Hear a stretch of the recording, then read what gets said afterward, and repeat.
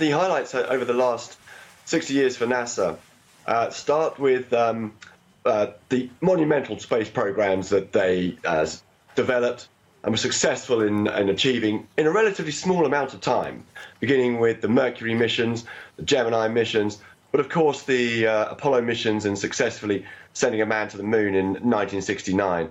The shuttle missions and the space station missions that came afterwards were no less monumental. But for NASA, for America, and I think for all of us, there's nothing more impressive than sending people to the moon. I think that when Kennedy announced in 1961 that this is what NASA and America intended to do, I don't think everybody quite believed him. Certainly the astronauts themselves were skeptical. Many of the challenges, the technical requirements weren't there. Many of the plan, even to be able to get to the moon, wasn't in place.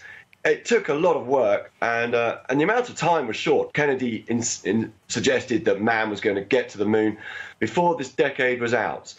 I think for me, the most amazing achievement of NASA in the last 60 years is that they did just that. They got to the moon within that deadline. And so let's just kind of rewind the clock back a little further, back to 1958. How much was, the development of NASA, how much was that a product of the Cold War era? Yes, the development of NASA was very much a product of the Cold War era. In 1958, on this day, 60 years ago, there's no doubt about it, America fell very much on the back foot in terms of the space program.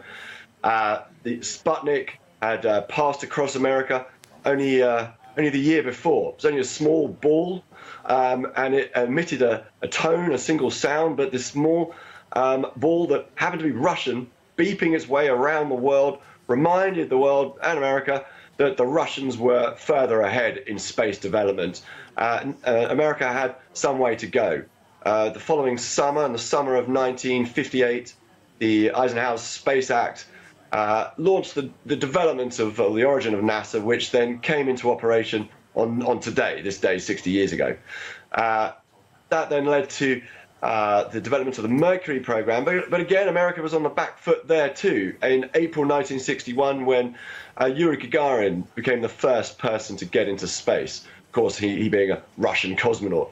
Al Shepard was sent into space a month later, in May 61, and then just 10 days after Al Shepard's very important, though brief, 15-minute flight, Kennedy then made the announcement that America was going to get to the moon. How you get to the moon, which is a mission of at least a week's duration, of enormous complexity, involving two separate spacecraft, one to carry people to a lunar orbit and a smaller one to carry two people down to the surface of the moon, and then to ensure that everybody comes home again safe and sound.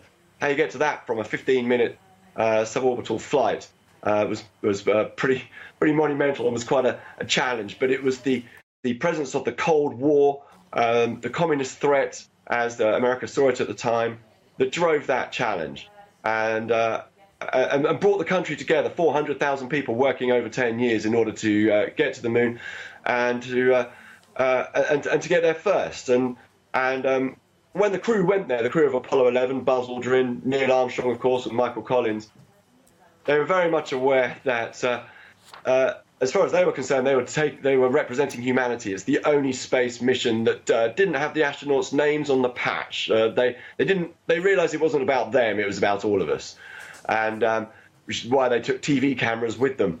They also took with them the advice. Mike Collins was given the advice: the world is watching, so don't screw it up.